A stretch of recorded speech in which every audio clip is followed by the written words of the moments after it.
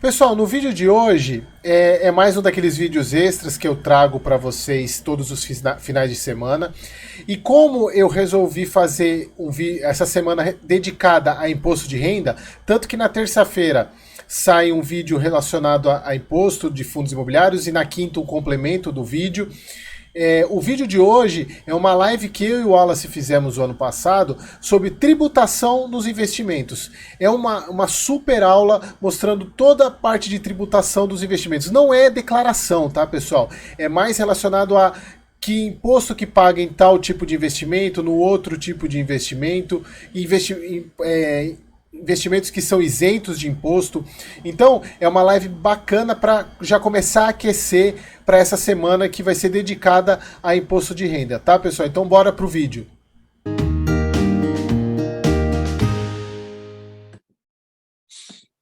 Vamos começar? Vamos lá. 7 pessoas online. Quase uma aula particular, hein? Exclusiva. É. Vamos lá. Muito boa noite, pessoal.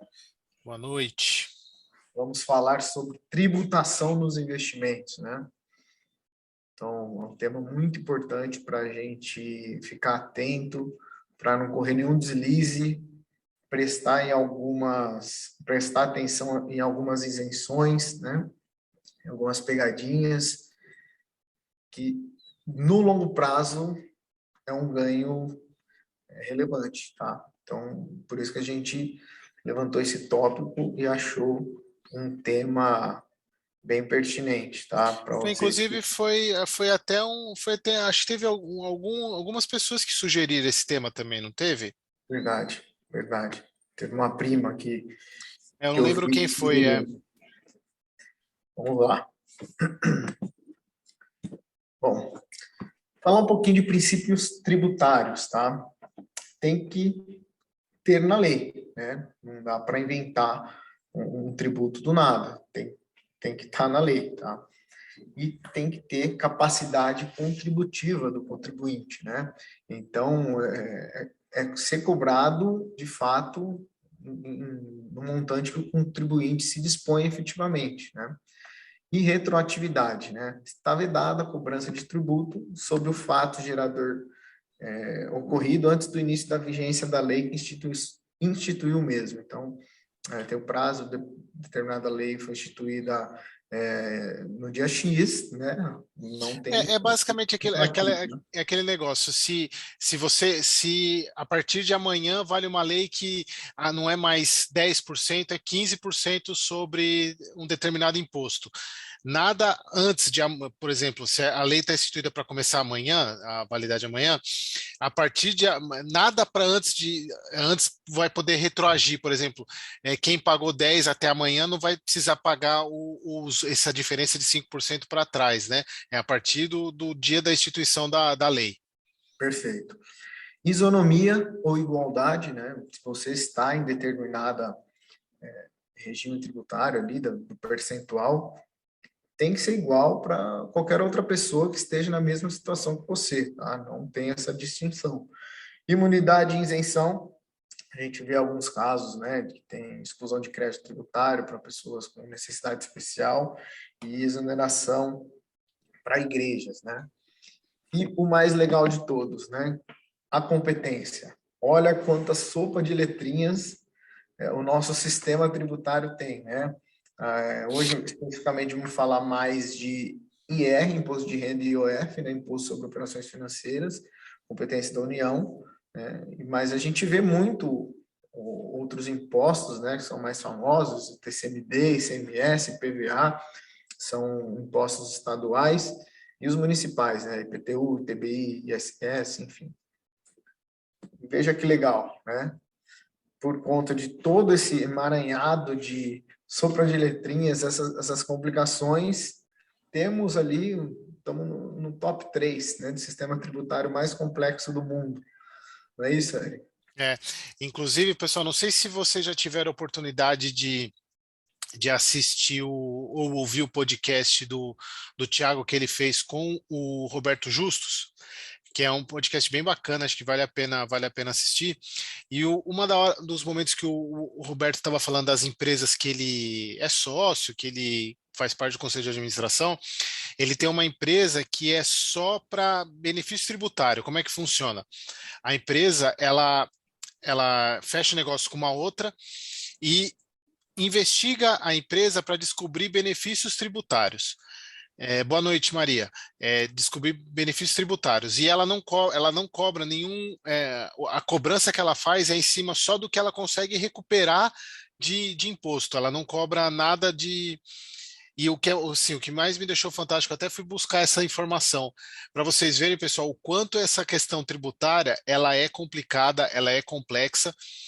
Eu peguei um dado aqui que o Brasil já editou mais de 5,4 milhões de leis tributárias, normas tributárias, desde 88, o que dá por volta de 2 regras tributárias por dia. Então imagina, pessoal, tem cada dia saindo 2 normas tributárias, o quanto é difícil essa situação. Não é à toa que o nosso país está aí na segunda colocação na questão de obrigação contábil no mundo. Então, a gente vai comentar sobre tributações de renda fixa, renda variável e fundos de investimentos, tá? Só uma coisa aqui, pessoal, só para deixar assim, para um panorama da live, porque a gente até esqueceu de falar no começo, a gente vai ter essa apresentação e no meio da apresentação a gente vai abrir o Excel, mostrar como é que faz a questão de fazer prática mesmo, né? Mostrar para vocês como é que a gente calcula, como que a gente paga imposto, qual é o valor, como que faz para chegar se precisa ou não pagar imposto, então a gente vai mostrar isso para vocês, tá? E chat aberto aí para quem tiver dúvida, pode ir perguntando que a gente vai fazendo bate-bola aqui de dúvidas durante a live, tá, pessoal?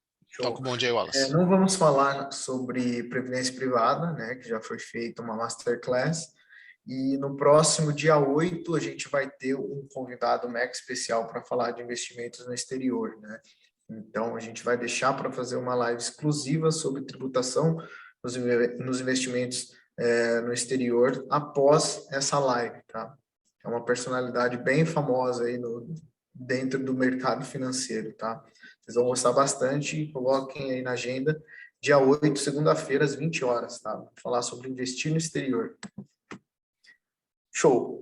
Renda fixa. Essa, eu acredito que é a mais comum, que pega grande parte dos nossos investimentos em renda fixa, né? É a famosa tabela regressiva, né? Imposto de renda, pessoal, é sempre sobre o lucro, tá? Nunca sobre o montante, com exceção da Previdência, que tem um caso que é assim. Então, como que funciona essa tabela, né? Até 180 dias, 22,5 sobre o imposto, tá? De 181 dias a 360 dias... Sobre o rendimento.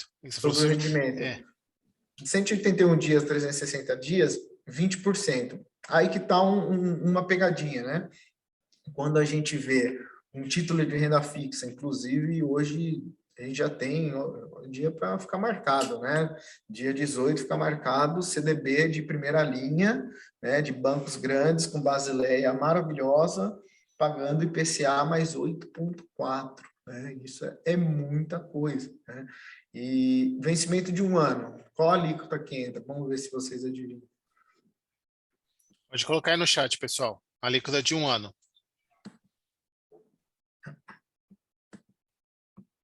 Ixi, o pessoal tá chegando. Então, pessoal, ainda segunda-feira. A alíquota de 1 ano já entra na 17,5, tá? Perfeito. Quem respondeu ali 17 entra na 17,5, porque o ano tem 365 dias, né? Então, poxa, eu estou com um CDB de 2 anos, mas ali fala que a partir de 721 dias. É 17,5 ou 15?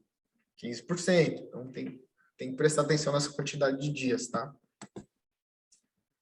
Vamos lá.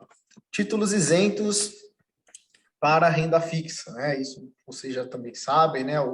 Os mais comuns que a gente compara ali com o CDB, que acha mais fácil, são as LCIs, as LCAs.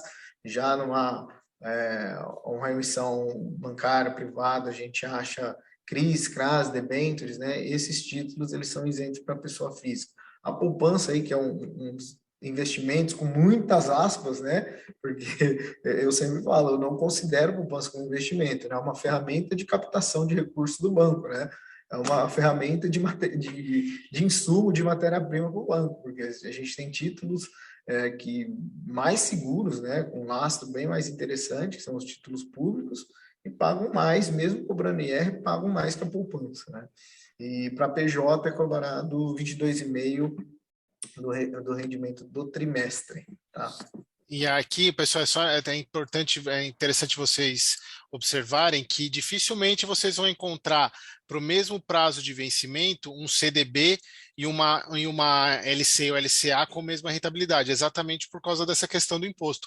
Você não vai encontrar um CDB de um ano pagando 15% e uma LCI de um ano pagando 15% também. Se encontrar, ou o banco é extremamente arriscado, ou tem alguma coisa errada, porque você não vai encontrar Perfeito. exatamente pela questão do imposto de renda. Sim, mesmo emissor e mesmo prazo, né? Mesmo emissor significa que é o mesmo nível de risco, e o mesmo prazo também tem um risco de liquidez. Não tem, né? Tem que fazer essas continhas, né? Ver qual que está mais interessante. Bom, o Wallace, IOF, não, eu acho que só tem um ponto que acho que vale a pena comentar, pessoal. Não sei se isso foi pergunta durante o curso. Por exemplo, se eu tenho se eu faço uma aplicação em janeiro. Por exemplo, eu aplico R$ 1.000 em janeiro, chego em dezembro e aplico R$ 1.000.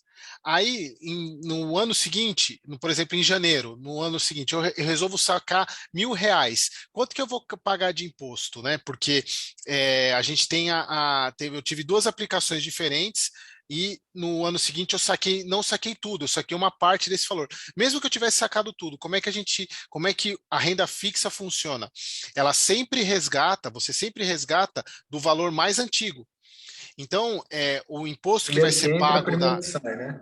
não entendi. Primeiro que entra, primeiro que sai. Exatamente, primeiro que entra, primeiro que sai.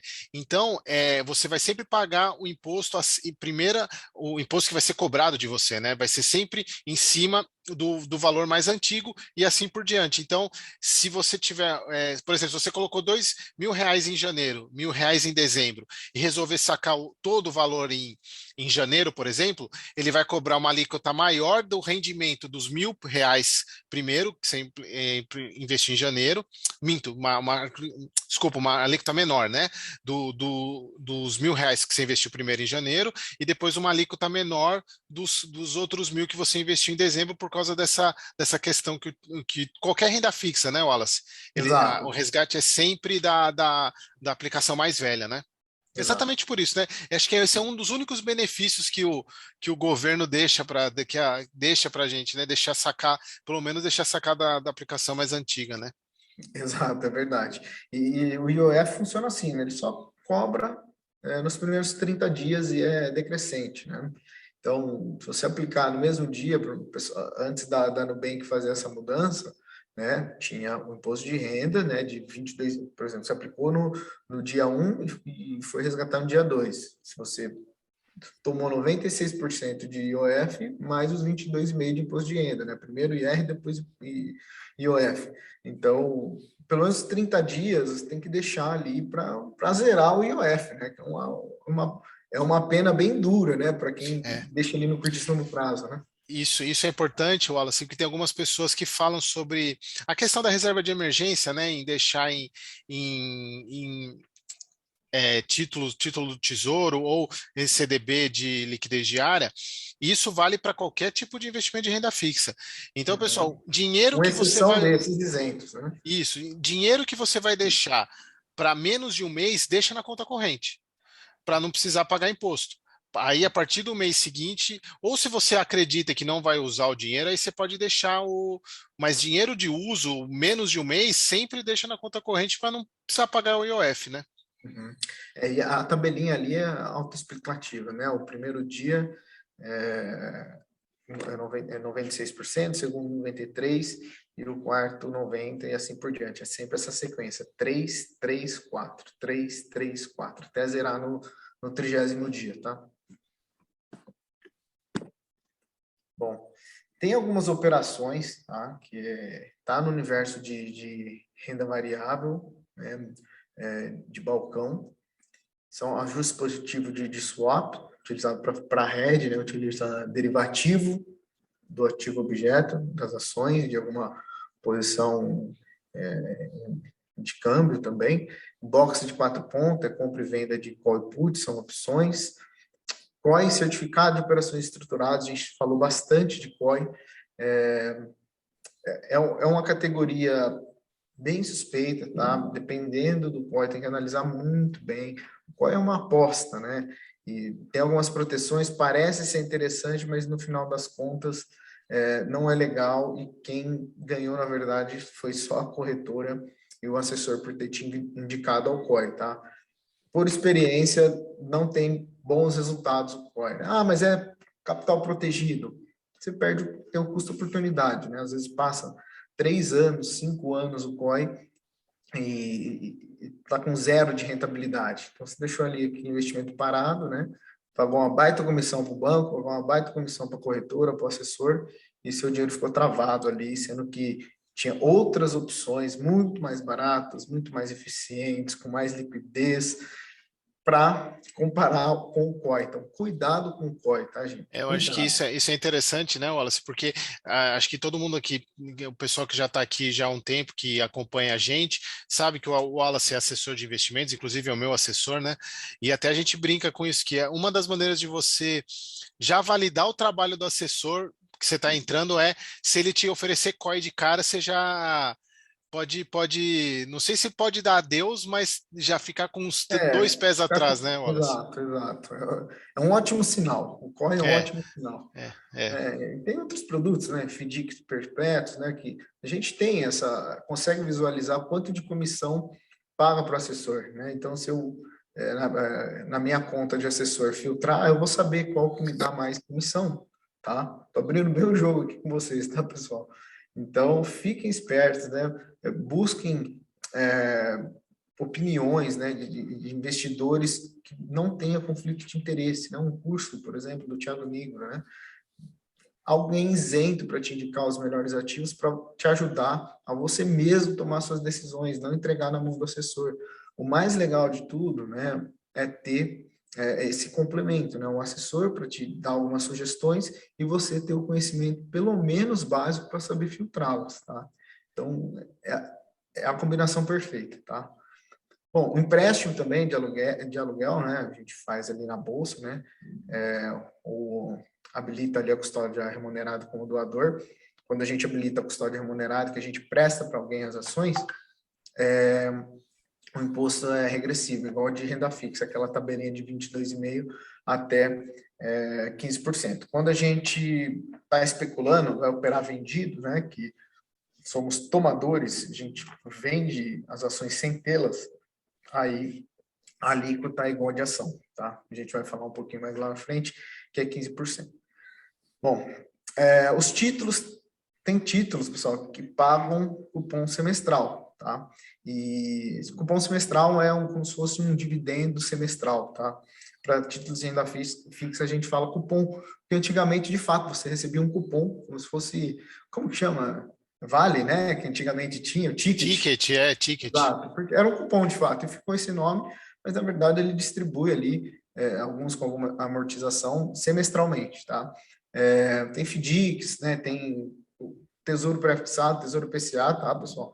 Vou até abrir aqui para vocês verem, não sei se vocês sabiam disso.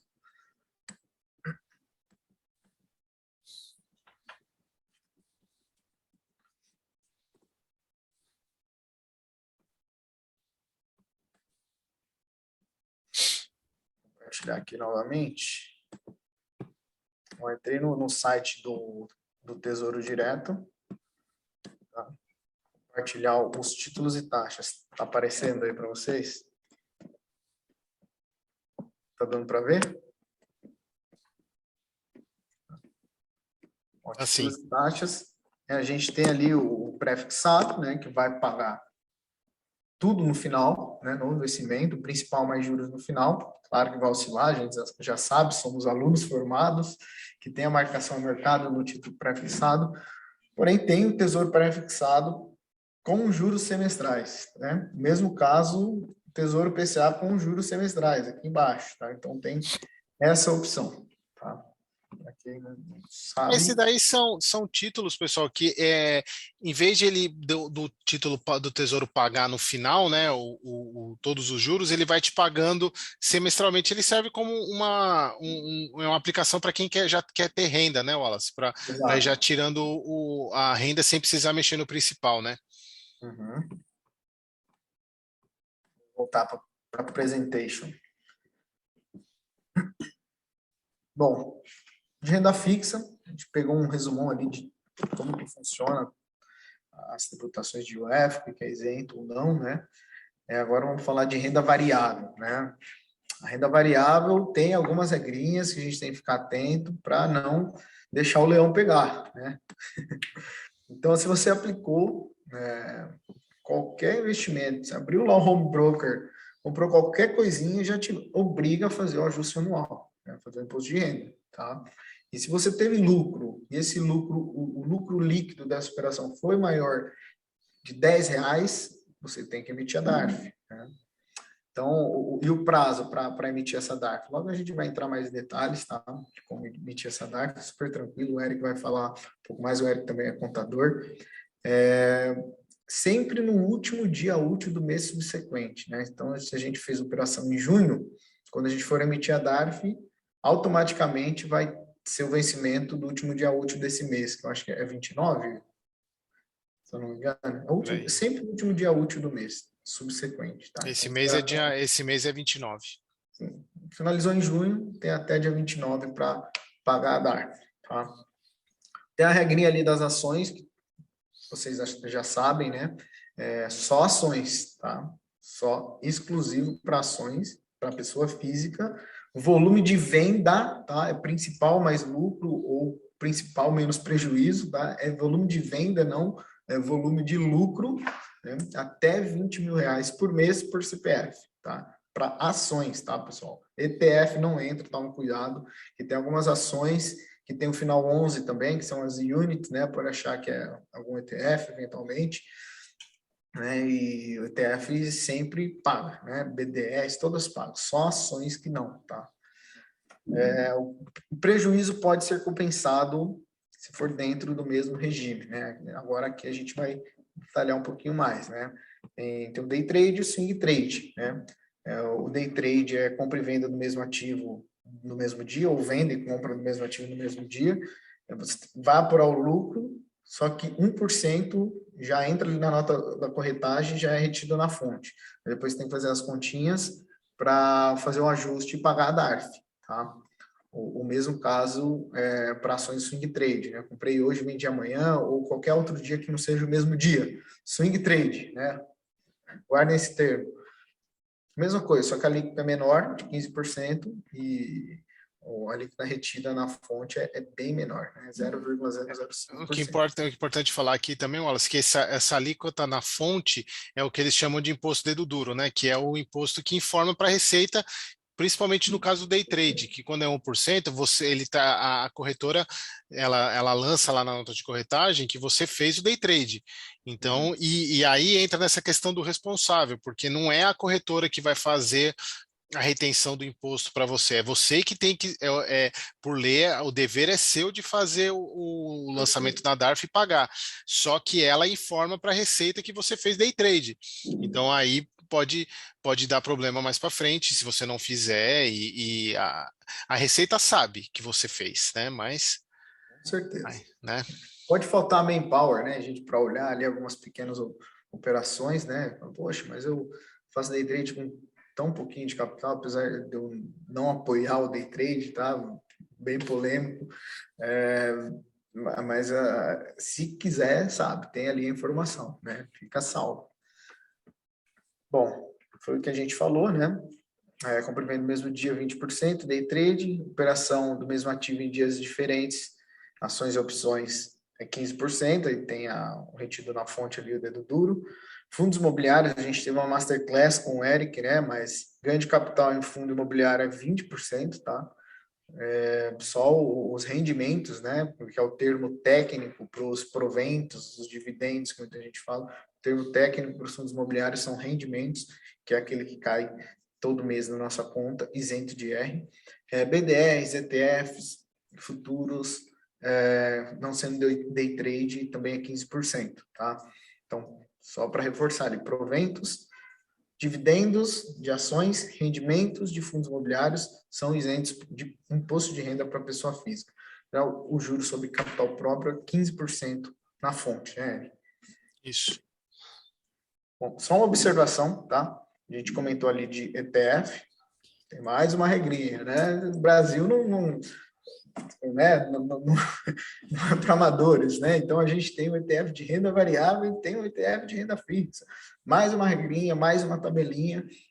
Então, o ETF de renda variável é como se fosse uma ação de swing trade, tá? Então, tem ali o pequenininho dedo duro retido na fonte, 15% sobre ganho de capital, tá? E o ETF de renda fixa, ele tem uma tabela decrescente diferente daquela tradicional da renda fixa, que é desta maneira, né? Até 180 dias, 25% sobre o lucro, de 181 a 720, 20, e acima de 720, 15. Tá? É bem complexo, pessoal. Bom, acho que era isso, né? Bom, para pagar um DARF é super simples, tá? Antes de tudo, calcular os impostos, né? Tem Bora. várias opções. O Eric vai compartilhar a tela aí, eu vou falando, né? Pode compartilhar. Você pode pagar uma calculadora de IR para fazer essa conta para você. Você pode deixar com o seu contador, né? Mensalmente ele faz a conta para você, ou no ajuste ele faz a apuração do ano todo. Não é aconselhado, tá? Porque você precisaria pagar uma DARF retroativa eventualmente. Ou o ideal, o mais correto, é o que o Eric vai mostrar como ele faz, tá? O Eric, para quem não sabe, ele é auditor também de empresa listada, é contador, engenheiro, é super competente com os investimentos, né? Então, pode compartilhar aí, Eric. Beleza. Pessoal, assim, por que estão vendo aqui, tá aparecendo o Excel, Wallace? Ainda não. Peraí. Tá dando aquele mesmo travadinha que estava dando antes. Peraí. Agora tá o Excel? Agora sim. Mas o Excel em branco, né? Isso. Beleza. Pessoal, é o seguinte, eu fiz uma tabelinha aqui que, na verdade, eu peguei essa tabela da que eu faço para mim, eu já faço a minha declaração há 5 anos, mais ou menos. Por quê? Porque eu descobri, quer dizer, eu descobri em duras penas, né, que 90 a 95% dos contadores brasileiros não sabem declarar renda variável em operações em bolsa do imposto de renda. Então, pessoal, eu resolvi aprender e eu mesmo fazer a minha declaração. Já faço há um bom tempo, né? Eu estou pensando até em ver se isso vale a pena fazer negócio, né, com isso, porque é assim, o que eu vejo de gente que não sabe declarar imposto, a parte de de renda variável, né? Principalmente ações, né? A parte de ações, fundo imobiliário. Quem assistiu a live lá de a nossa masterclass de fundo imobiliário, viu quando eu falei da questão de imposto de renda, como que declara, né, o imposto de renda, o fundo imobiliário, que não é simples, você tem que declarar nome, CPF, CNPJ da administradora, CNPJ do fundo. Muitas vezes os contadores pegam o valor total de venda de ativo e lançam no bens e direitos como sendo uma coisa só, e não é tão simples assim. E por que isso aconteceu, pessoal? Porque até 3, 4 anos atrás, a gente tinha o quê? 200 mil pessoas investindo na Bolsa, né? Hoje a gente já está com 5 milhões de pessoas. Então, é capaz da Receita começar a olhar esse pessoal com outros olhos, né? Então acaba que a gente precisa fazer direito. Então, pessoal, é o seguinte: a minha recomendação para imposto de renda, para a gente fazer direitinho e ter um controle, você pode fazer de duas maneiras. Você pode, isso se você tiver a ciência que você não está vendendo acima de 20 mil reais dentro do mês, como o Wallace falou. Se você estiver trabalhando, negociando pouca coisa, você pode deixar para fazer isso no final, quando você for fazer a declaração de imposto de renda no final, para poder fazer, porque você vai ter todas as informações pelas notas de corretagem.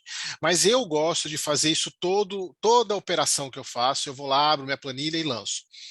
Pode não ser a melhor forma, tá, pessoal? Assim, inclusive, essa forma que eu vou mostrar para vocês é a forma que eu faço. Pode parecer um pouco, depois no final, se vocês acharem um pouco complexo, eu posso voltar e explicar de novo. Mas é uma forma que eu faço e tem funcionado. Eu já faço isso para amigos, que funciona super bem. Então, o princípio básico dessa metodologia que eu faço é declarar todos os meses, tá? Então, como é que funciona aqui, pessoal? É uma planilhinha simples, onde eu coloco em cima a questão de data, a data que foi feita a operação, se foi uma operação de compra e venda, qual foi o ticker da ação, para eu poder saber depois, na hora de lançar lá no imposto, do que eu tô fazendo, a quantidade que eu comprei ou vendi, o preço, custos da operação, porque isso aqui eu vou mostrar para vocês, porque dependendo, se você usa corretoras de custo zero, aqui não vai valer a pena você colocar. Até as corretoras como a XP, que eu vou mostrar para vocês uma nota de corretagem minha, mostrar onde tem o custo, o custo é insignificante, mas aqui é mais uma questão se você quiser acrescentar os custos da operação. Até o Marcos está perguntando se pode ser feito o track pelo Kinvo, por exemplo. Olha, o Marcos, alguns aplicativos eles geram mas assim, se o aplicativo estiver importando da B3, eu já não recomendo fazer, porque nunca importa, se tiver ativo alugado, você não consegue, ele não importa a quantidade, não importa, ele vai importar a quantidade sua em custódia, porque quando você aluga ativo, o ativo sai da sua custódia. Então, se você for declarar com base no aplicativo, você vai perder a informação do ativo que tá importado. E eu mesmo, eu tento importar ativo, ele importa ativo meu que não tem mais, é uma doideira. Por isso que eu prefiro fazer no controle no Excel mesmo. Então, Ô, como é que Marcos, funciona? só te cortando um pouquinho, Pode falar. tem algumas calculadoras de R que eu tenho acompanhado, né?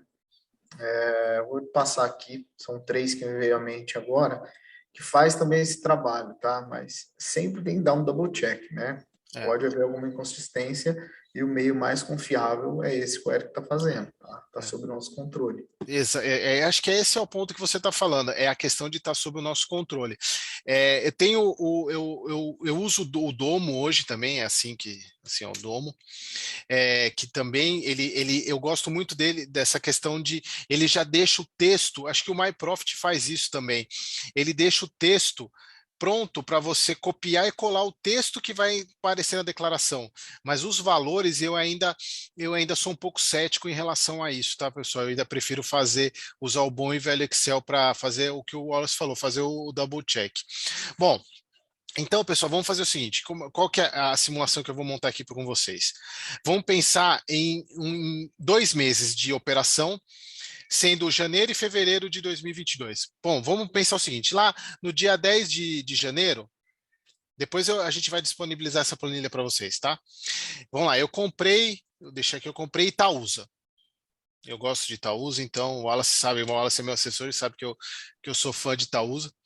Bom, aí eu cheguei lá e eu comprei 1.000 quantidades. Opa, meu teclado não estava funcionando aqui. 1.000 quantidades e paguei R$ 8,50 em cada.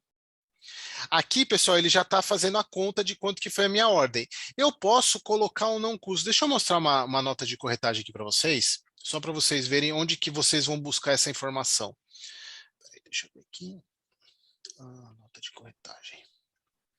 Tá aparecendo a nota de corretagem aí? Então, essa aqui é uma nota minha mesmo, de maio do ano passado, que eu comprei 200 ações de VEG. Paguei até um precinho alto, R$ 32,40. Hoje está quanto? 20 e pouco, né? Então, pessoal, aqui, ó, tá vendo? Custos operacionais?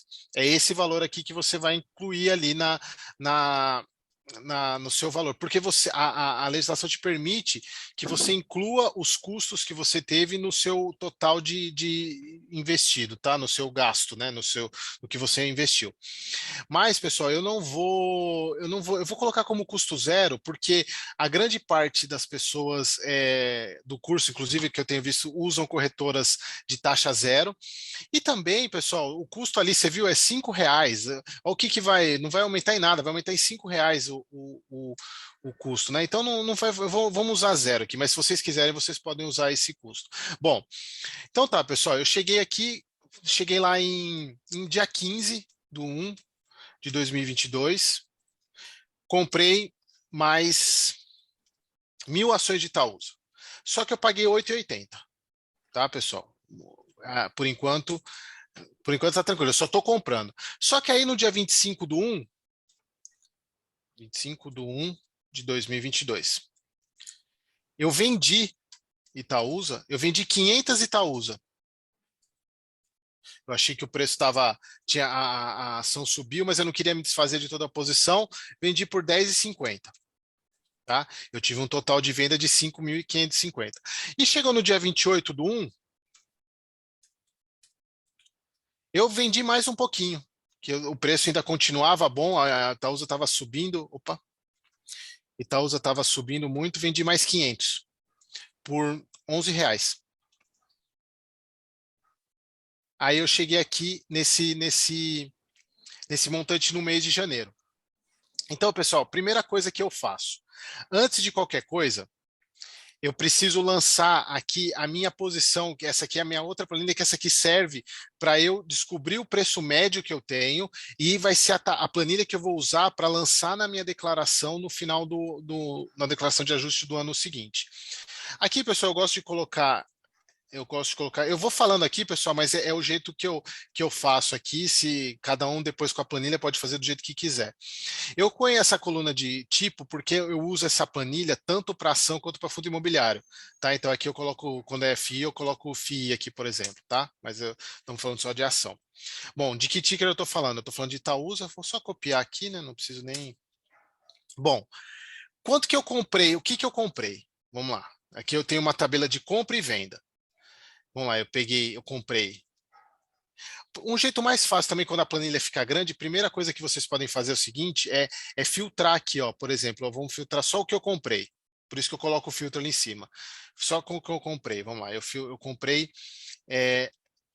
Aí eu gosto de sempre pegando comprei 1.000 mais 1.000. Comprei 2.000. Qual foi o meu preço de compra? Foi 8.500 mais 8.800. Tá? Então, eu tive essa compra, foi o que eu comprei aqui. E o que que eu vendi? Eu posso voltar aqui. Vamos lá, aí eu posso filtrar pela venda. Como é pouca coisa, né, pessoal? Eu não vou filtrar, mas porque dá para ver aqui o que eu fiz. Mas imagina uma planilha com um monte de operação durante o mês, tá? Então, vamos lá, eu vendi 500 mais 500. Vendi 1.000 quantidades. Qual foi o meu preço de venda? Foi 5.250 mais 5.500. Bom, aí a primeira coisa que depois que eu fizer isso, primeira coisa que a gente vai fazer. Lembra que o Wallace falou sobre a questão do imposto se eu vendi mais do que 20.000 no mês. Primeiro, antes de qualquer coisa, para a gente saber se a gente vai ter que pagar imposto no mês seguinte. Se a gente não tiver que pagar no imposto no mês seguinte, eu posso fazer isso durante o ano, sem problema nenhum. Mas eu vou fazer no mês a mês para poder não ter muito trabalho na hora de fazer a declaração. Mas vamos lá. Como é que eu descubro isso, que é na minha planilha aqui? Bom, eu pego aqui janeiro, tem uma segunda abinha aqui. Quanto que eu vendi? Eu tive venda de 5.250 mais... Bom, eu tive uma venda de R$ 10.750. Aí eu pergunto para vocês, eu vou precisar pagar imposto em fevereiro? Lembra que o Wallace falou que é sempre... Eu nem sei se eu tive lucro ainda, mas se eu tiver lucro, eu vou ter que pagar imposto, pessoal? O que vocês acham? No mês de fevereiro. Não precisa, exatamente. Porque eu não tive venda, a minha venda não foi superior a 20 mil. Perfeitamente, é isso aí, pessoal. Então, agora vamos continuar aqui. Vamos continuar aqui. Então, pessoal, qual que é a minha posição atual hoje de Itaúsa? Nesse final de primeiro mês? É basicamente isso aqui, ó. Menos a quantidade que eu comprei e a quantidade que eu vendi. Eu tenho 1.000 ações. E agora, como é que eu calculo o preço médio, pessoal? Preço médio é preço médio de compra. Esqueça, quando vocês estiverem calculando preço médio para. E outra, preço médio só serve para isso, tá, pessoal? Preço médio só serve para imposto. Não serve para eu estou comprando ação para baixar meu preço médio. Esqueça, isso não funciona. Não serve para nada. Preço médio só serve para imposto de renda. Então, pessoal, quando a gente está falando de preço médio, que é o preço que eu vou usar para saber se eu tive lucro, que é o preço que eu vou lançar lá na minha declaração na minha declaração de imposto de renda, é o preço de compra. Então, pessoal, como é que eu calculo meu preço de compra? Simplesmente eu divido a quantidade que eu comprei pela quantidade, o preço pelo comprei pela quantidade que eu comprei. Então, meu preço médio de compra foi 8,65. Então, o meu custo total que eu tenho agora na minha carteira é a posição que eu tenho vezes o meu preço médio. Então, esse aqui, se eu chegar lá no final do ano com isso daqui, eu não mexi mais em Itaúsa até o final do ano. Não mexi mais em Itaúsa. Eu vou ter que lançar que eu tenho 1.000 ações de Itaúsa com custo de aquisição de 8.650. Tá? Agora, como é que eu descubro se eu estou com lucro ou prejuízo na operação? O que eu tenho que fazer? Simplesmente eu tenho que pegar quanto que eu vendi nesse mês, né, de menos. Ah, caiu um cisco no meu olho aqui. Menos a minha posição de ações que eu tenho, vezes o meu preço médio.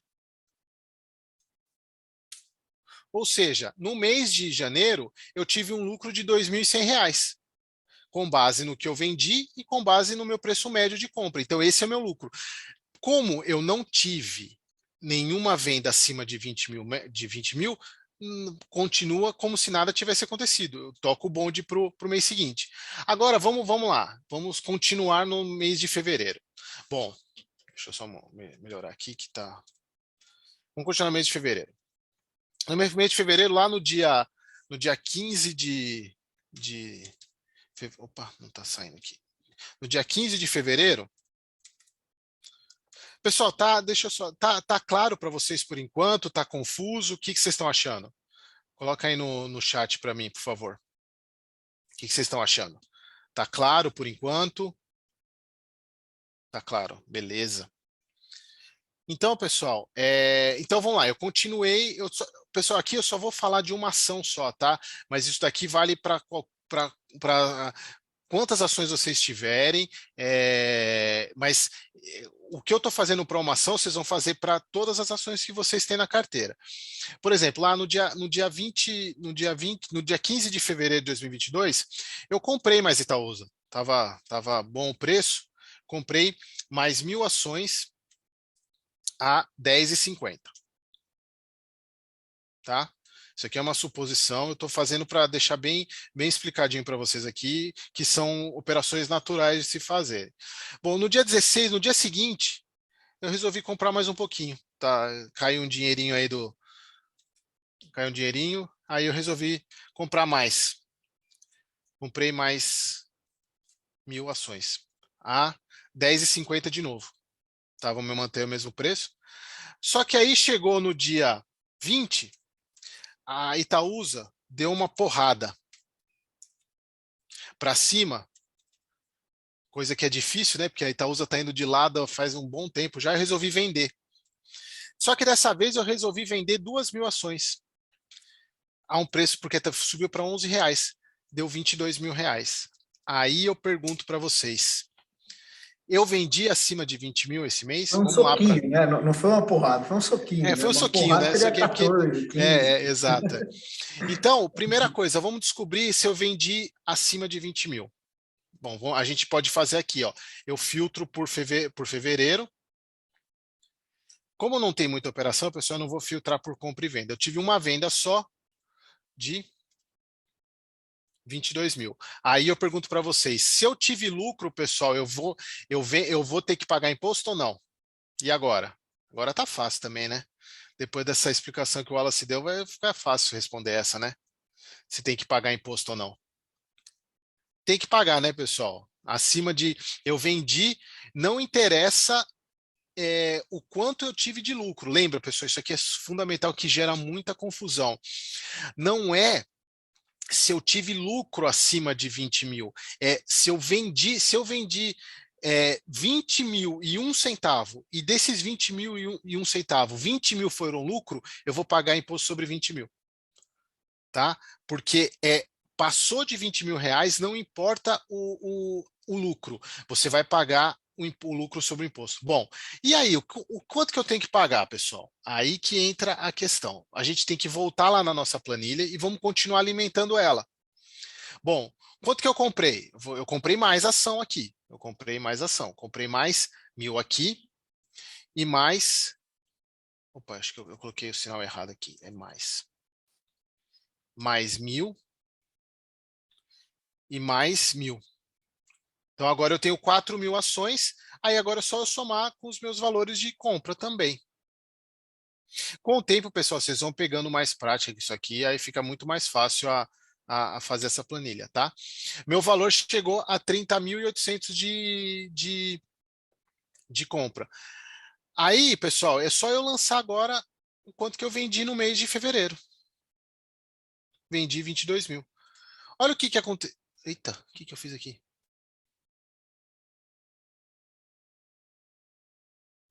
Ué.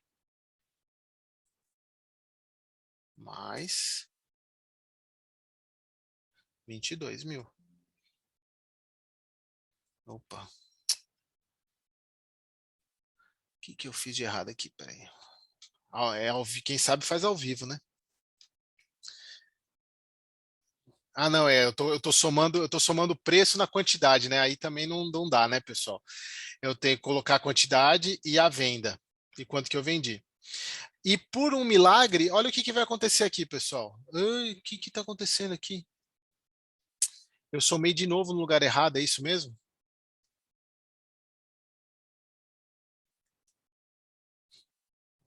Espera aí. Vamos voltar, que assim fica mais fácil. Espera aí. Isso. Mais a quantidade de 2.000. Isso. Aí aqui eu vou somar a quantidade que eu vendi. Pronto. E olha só, pessoal, minha posição continua como sendo 1.000 ações que eu sobrei, só que o meu preço médio agora é de 9. Não, tá. É isso mesmo? Não, peraí que eu estou fazendo coisa errada aqui. Estou pegando a minha 9,58. É isso mesmo? Isso, é o Não, mas aqui preço não de é. compra e Não, o preço de compra menos o preço de venda. Vai não, tá apurar. certo. Só que é o lucro e prejuízo que está errado aqui. É o E3, na verdade, aqui. É o E3. É isso. Eu peguei o valor errado. É a quantidade. Isso aí. É isso aí. Bom, aí, pessoal, chegando aqui, eu consegui. Agora eu estou com o meu novo preço médio, que é de 9,58. Bom, isso daqui, pessoal, essa planilha aqui, ela serve para a declaração de imposto de renda. Para eu calcular o imposto que eu vou pagar, eu preciso só desse carinha aqui, que é o meu preço médio. Por quê?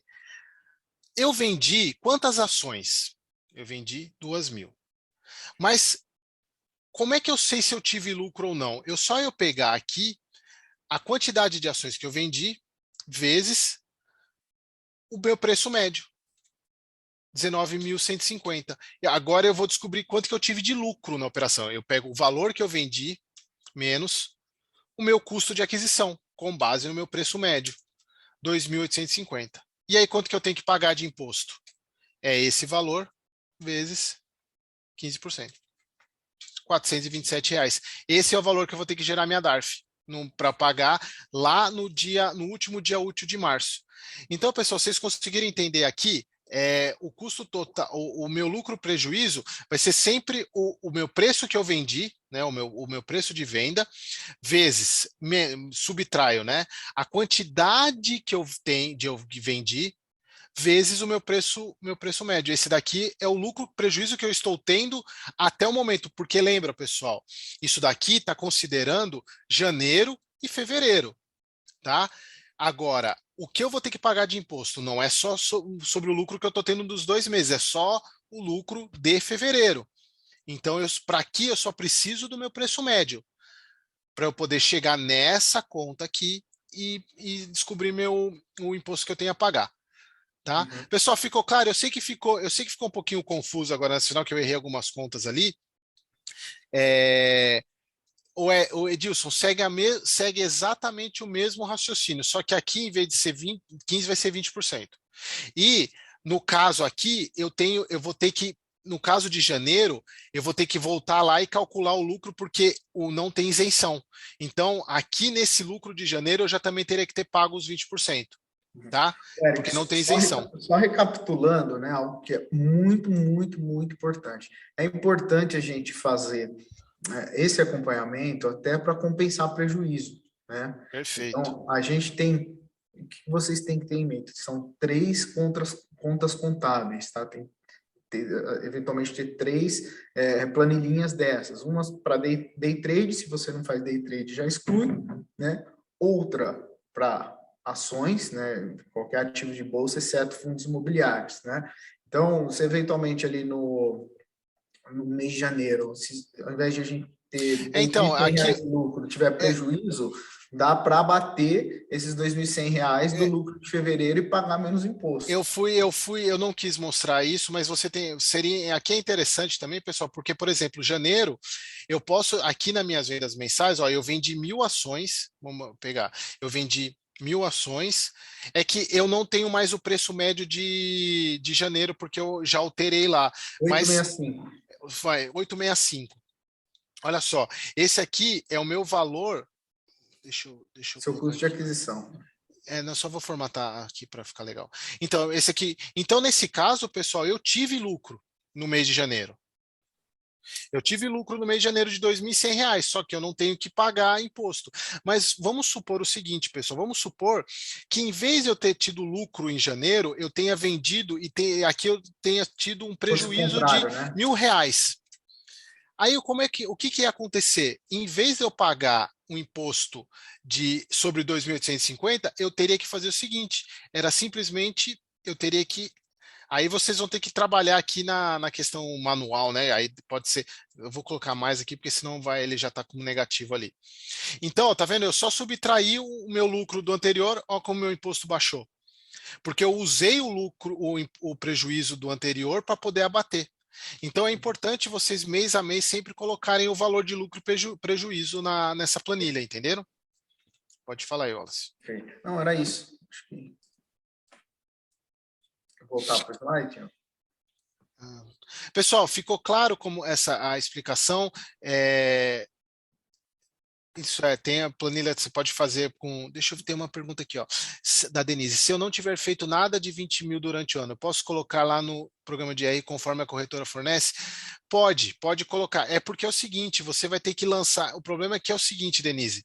Quando você estiver fazendo eu gosto de fazer essa planilha independentemente dos 20K, porque lá numa nota de corretagem, deixa eu abrir a nota de corretagem aqui. Nota de corretagem, cadê? Aqui. Na nota de corretagem, Denise, aqui eu tenho uma ação só. Nesse caso aqui eu tenho uma ação só. Tá aparecendo a nota de corretagem aí, né, Wallace? Aqui eu tenho uma ação só, mas eu posso ter no mesmo dia comprado 3 ações. E aí vai vir as 3 ações aqui. E aí você imagina você ter centenas de notas de corretagem, você pode ter, 40, 50 notas de corretagem durante o ano, e aí você vai ter que ficar olhando uma por uma, porque aí, como você lança no imposto de renda, isso a gente vai fazer mais para frente, tá, pessoal? A ideia é a gente depois mostrar o lançamento, como a gente fez com o fundo imobiliário lá. Quando você lança, você tem que lançar ativo por ativo, você tem que lançar as operações de Itaúsa, as operações de VEG. Então, na planilha, quando você faz isso na planilha, fica muito mais fácil, porque você vai direto no ativo e já lança o custo. Se você tiver. Porque o que a corretora te informa, Denise, é isso aqui só. É só a nota de corretagem, nada mais que isso. Tá? Ela não te dá, ela não te calcula preço médio, ela não te calcula custo de aquisição, isso é você que tem que fazer, tá? Show.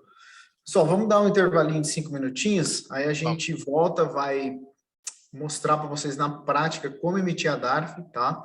E também, logo na sequência, falamos de fundos de investimentos, né? E tem uma novidade aí que fundos de investimentos dá para compensar prejuízo também, viu?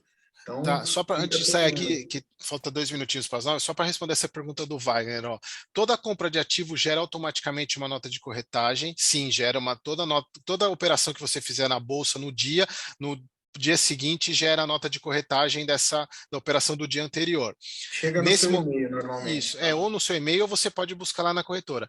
Você só vai precisar gerar a DARF, Wagner, no caso, se for uma operação de ação com venda acima de 20 mil, aí você vai gerar do lucro, e no caso de lucro com fundo imobiliário, aí você tem que gerar a DARF sim. Se não tiver se nenhuma dessas duas condições, você não precisa gerar a DARF, é só fazer a declaração no final no ano seguinte. Tá bom? Dá uma paradinha aqui e a gente já volta, tá, pessoal? Vamos lá, pessoal.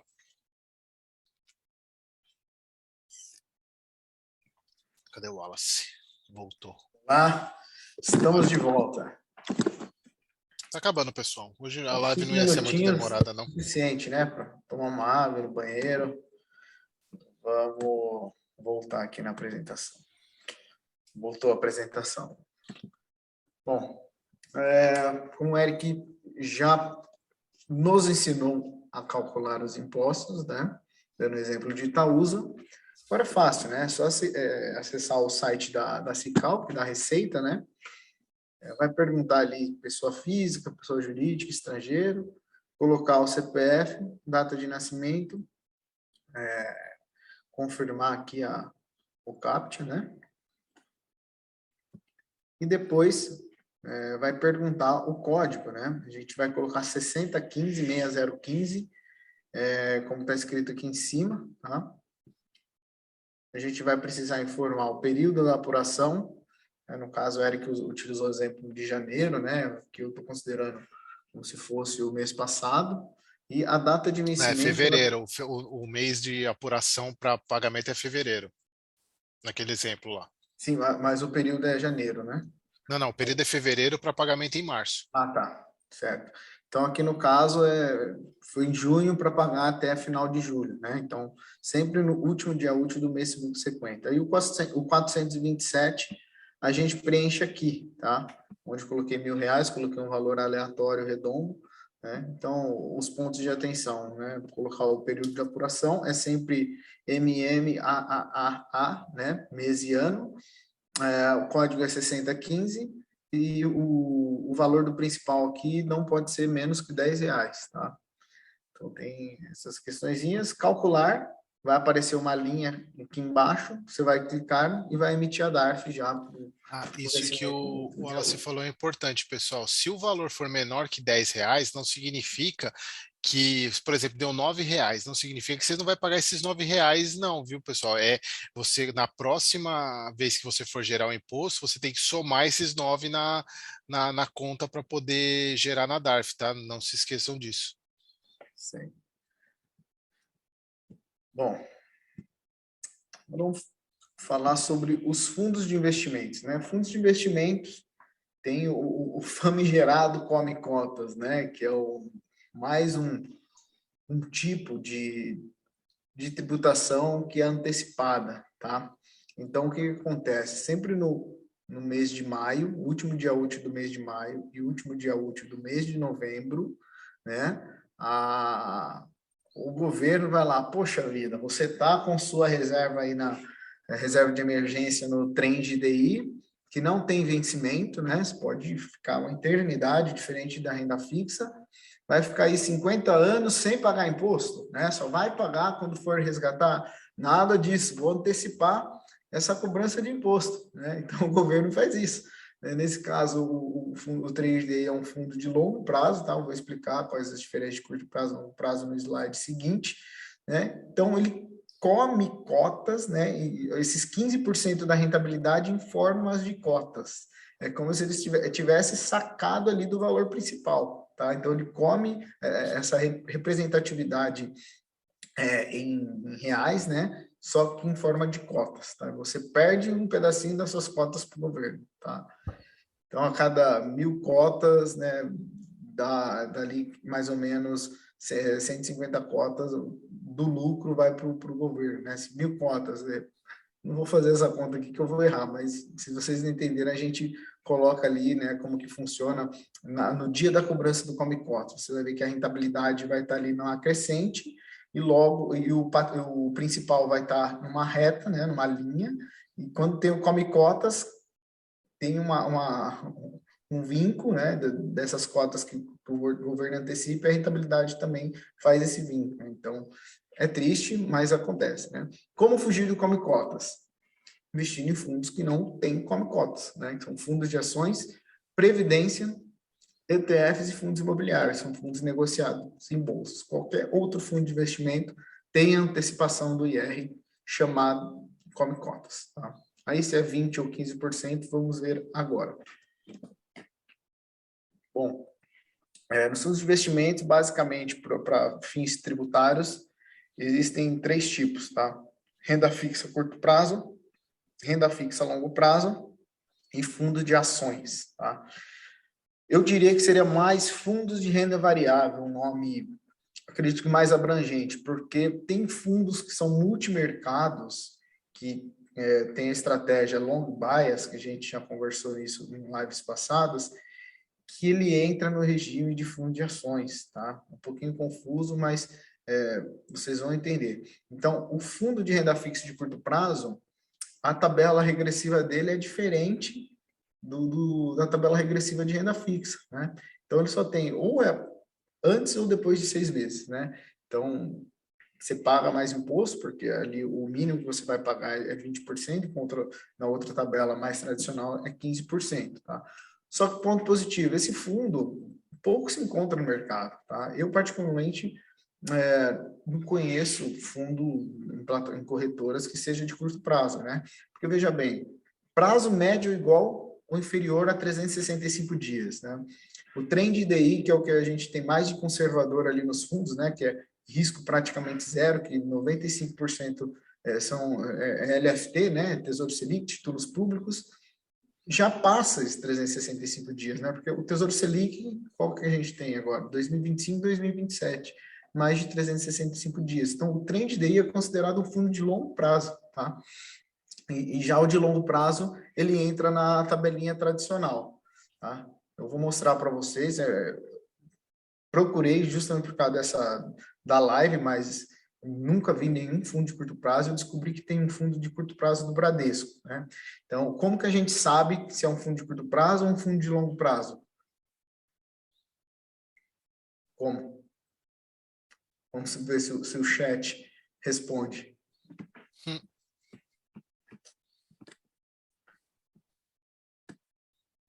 Bom, pelo regulamento do fundo, tá? O regulamento do fundo tem tudo, é super tranquilo para encontrar. Vou compartilhar aqui rapidinho. Então, vamos abrir aqui o regulamento. Olha,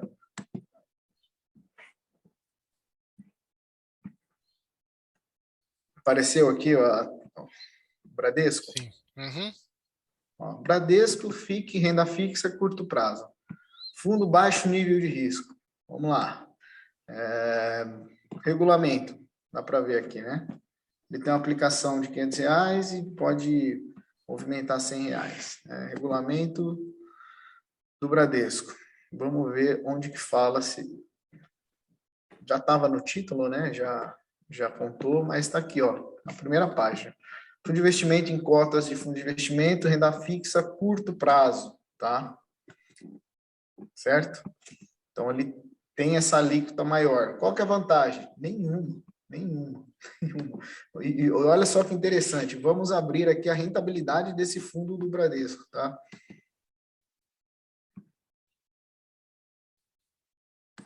Ele é um fundo, vamos lá, classificação de risco.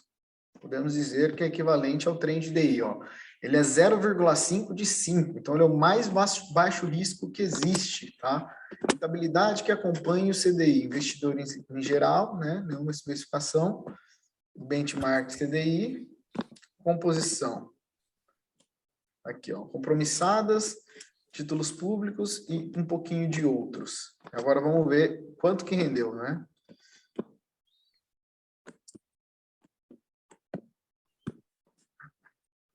Olha aqui, tem a tabelinha da rentabilidade logo abaixo aqui, ó. Podemos ver aqui, né? Percentual do benchmark, tá? Na terceira linha, né? Na última coluna, terceira linha. 57,4% do CDI. Esse fundo rendeu.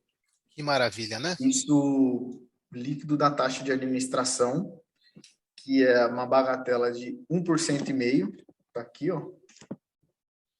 1,5%, tá? Para render abaixo da poupança. E ainda sobre esses 57, 40% de CDI, você retirar ali, no mínimo, 20% de IR, que é um fundo de curto prazo. Então, não faz sentido nenhum. Você tem a informação de quanto que tem investido nele? Você tem o PL aqui.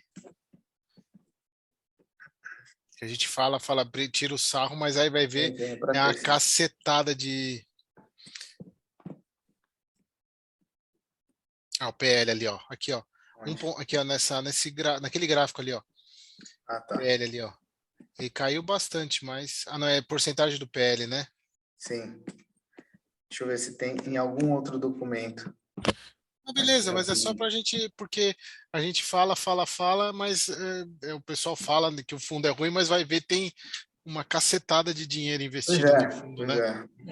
Eu vou buscar essa informação, eu coloco lá no grupo, tá? Se alguém aqui trabalha no Bradesco, ou é fã do Bradesco, me desculpe, mas esse fundo não dá. Vamos para o nosso bom e velho Trend DI, que é muito indicado lá nas aulas, né? Que é um equivalente a um CDB de liquidez diária, Tesouro Selic, tá? Guardado as devidas proporções de risco, né? Mas busca 100% do CDI e não tem taxa de administração, tá? Trend DI simples. Vamos lá ver.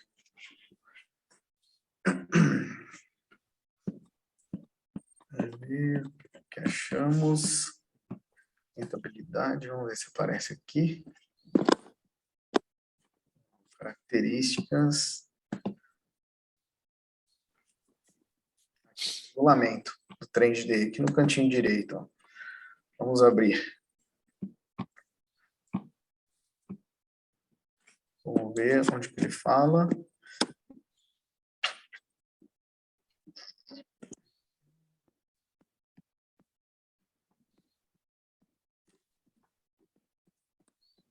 Bastante. 14 páginas. Vamos filtrar aqui por prazo. Se for longo ou curto prazo, vai achar.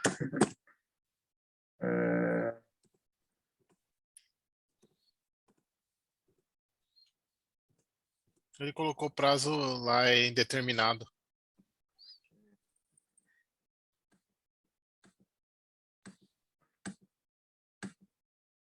Aqui, ó. O fundo buscará manter a carteira com um prazo médio superior a 365 dias, possibilitando a caracterização do fundo como longo prazo para fins tributários. Perfeito. Era essa a informação que a gente queria. Vamos olhar rapidinho aqui como que ele funciona. Trend DI, ó. Taxa de administração, não há, né? E rendendo ali, colado ao CDI, né? Ali. Não dá nem para saber qual que é a linha, né? Tem pago de 100 a 103 do CDI, tá? Super competente, custo zero, e a tributação ainda acima de 2 anos é a mínima, diferente do fundo do Bradesco, tá? Bom, vamos olhar mais um multimercado.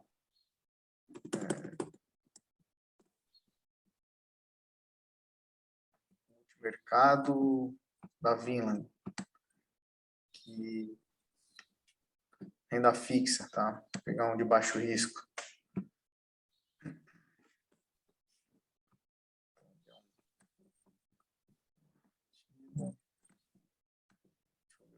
Regulamento. Vamos entrar primeiro no regulamento.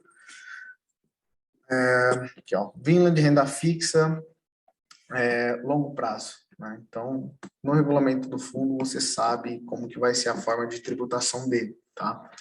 Então, e esse é um fundo multimercado, ó. Fundo de investimento multimercado.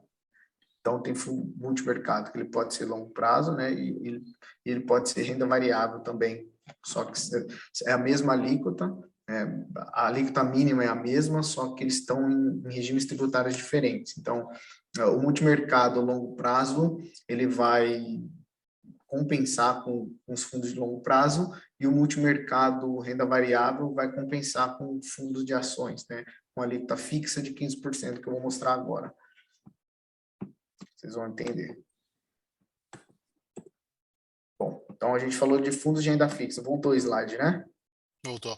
Então, curto prazo e longo prazo, e o de ações que eu comentei com vocês, qualquer momento que você quiser resgatar, sempre vai ser 15%, tá? Fundo de ações e multimercados que tem viés de ações, né, vão ser considerados ali nesse regime tributário. Então, você vai compensar entre eles. Basicamente, a gente exclui curto prazo, particularmente não faz sentido para mim, eu também, é difícil encontrar na corretora, vai ter essas duas grandes divisões, longo prazo e ações barra renda variável, tá? Que aí pode ser fundo de ações ou multimercado, dependendo do percentual de risco. Algumas novidades no mercado, há fundos de debêntures incentivadas, né? Eu particularmente gosto de alguns, posso passar umas 2, 3 opções de debêntures, que são títulos de dívidas de empresas com alto nível de confiabilidade, né, de empresas de saneamento, elétricas, né, que tomam empréstimo via debêntures e é feito um fundo tradicional, né, como um fundo de renda fixa, e neste caso é isento de IR, tá? Então, na hora que a gente abrir ali o regulamento, o material de divulgação, aquele relatório mensal, tem ali um selinho gigante, fundo isento de imposto de renda para renda fixa, não tem como passar despercebido. Então, tem essas opções já no mercado, bem bacana. E um pulo do gato, né? Tem como compensar prejuízo, né? Igual a gente falou ali no Excel, do Eric comentando em janeiro e fevereiro, né? Diminuiu bastante ali, se tivesse R$1.000 de prejuízo, a base de cálculo do imposto já diminuía, pagar menos IR, o mesmo acontece com os fundos de investimentos que estão ali na mesma corretora. Tá? Antes era entre os mesmos administradores e agora se estendeu para a mesma corretora e a própria corretora faz esse controle. Tá? O seu assessor ele consegue ter acesso quanto que você tem para compensar em tempo real. É muito bacana esse controle que a corretora faz. Tá? Pelo menos a XP faz, tem corretora que não faz, tá? Eu não tenho certeza se são todas que fazem, tá? Então, como eu já disse, os mais comuns são fundos de longo prazo e fundos de renda variável, tá? Basicamente, essas duas grandes seções. No fundo de longo prazo, você vai encontrar de tudo, fundo de renda fixa, multimercado, e no de renda variável, você vai encontrar fundos de ações e fundos multimercados com viés em bolsa, né? Um long bias, por exemplo. Tá? Aí tem umas dicas que eu deixei aqui para vocês, né, que gostam desse universo de fundos de investimentos, que já tem, que eventualmente faz algum resgate, que tem um fundo de cripto, né, que precisou resgatar, saiba que dá para compensar o prejuízo. Tá?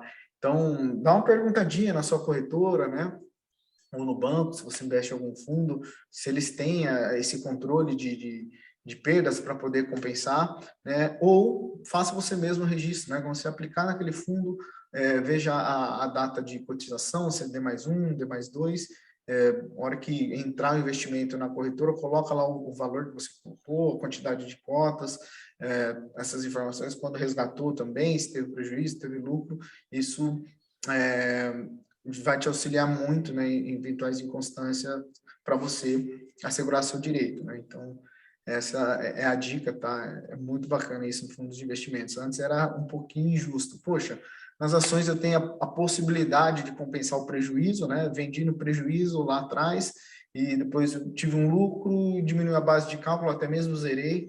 E no fundo de investimentos que a gente tem acesso a ativos de bolsa também, né? Enfim, não tinha essa facilidade, mas agora a XP eu tenho certeza que tem, que eu consigo controlar por aqui. Não tenho certeza das outras corretoras, mas isso é ótimo, a gente ganha, é um benefício fiscal, né? Otimizar o nosso pagamento de imposto, tá? Bom, era isso que a gente preparou para vocês. Hoje a Espero. live era um pouquinho mais curta mesmo, né, pessoal? Exato. E aí, Espero que ficaram com tenham alguma dúvida? gostado. A gente vai compartilhar a apresentação e a planilha lá na Hotmart. Ficaram com alguma dúvida? Ó, Acho que não. nossas redes sociais, Instagram, LinkedIn. O Eric posta bastante conteúdo sobre livros, fundos imobiliários. Eu sempre posto algum fato relevante, alguma notícia no mercado financeiro. Acompanhe a gente. Eu acho que é isso, né? Muito obrigado aí, pessoal, pela participação de todos. O Edilson, as lives a gente formatou desse jeito, elas vão ser sempre às segundas-feiras, esse horário, tá? Uma live por. Não, é que o Edilson está perguntando se há alguma previsão de outra aula essa semana. Não, as lives são sempre uma vez por semana, tá, Edilson? A gente está fazendo agora toda segunda-feira. Toda segunda-feira às 8, né? Porque a gente até fez uma enquete com vocês aí e acabou que, para começar bem a semana, bem informada, né? Então a gente esse horário, até para vocês terem já marcado na agenda aí, que a gente não vai ficar alterando o dia, então é toda segunda-feira às 8 horas, tá? E Denise vai ficar assim na Hotmart, tá? Deve subir amanhã, no máximo amanhã, final do dia, tá? Só Obrigado. uma dúvida que eu acho que não ficou muito claro para a Fabiana. Ela perguntou se o fundo multimercado ela tem que ver no regulamento se tem come cotas, né? Todo e qualquer fundo multimercado tem come cotas, tá? Independente da corretora. Que não tem come cotas são fundo de ações, previdência privada, ETF e fundo imobiliário, tá? Todos os outros têm come cotas. Essa diferença na tabela de IR que eu comentei de fundo de renda fixa de curto prazo, fundo de renda fixa de longo prazo e fundo de investimento de ações barra renda variável são para imposto de renda, tá, pessoal? Aproveita, pessoal, printa a tela aí, marca lá no Facebook, no Instagram, para compartilhar para o pessoal. A gente tem 3.000 alunos lá naquele grupo e aí para não aparecer um pouquinho mais de gente, né, pessoal? Sim, para a gente não faz assim, para a gente é óbvio. Ah, Para a gente tendo a gente vai fazer da mesma qualidade, mas é mais por vocês mesmo, né, pessoal? Para aproveitar o curso que vocês estão fazendo e ter conseguir conseguir aproveitar mais, né, Wallace? sim, com certeza. Engajar ali no grupo, apesar que sim, né? A gente sabe que pouca gente, comparada ao total de pessoas, utilizam o grupo assiduamente, né? Depois que acabou o curso, a gente viu que é natural também que dá uma diminuída, mas Uhum. vocês interagindo ali, aparece a notificação para quem tá um pouquinho inativo, né? E eventualmente dá uma animada aí nas lives, né? A gente vai trazer aí personalidades, né, do mercado financeiro também para ajudar nesse engajamento. Só vocês têm só a ganhar, né, com isso, né? É isso aí. Beleza, gente. Obrigado, tá? Boa noite a todos. Valeu, boa noite.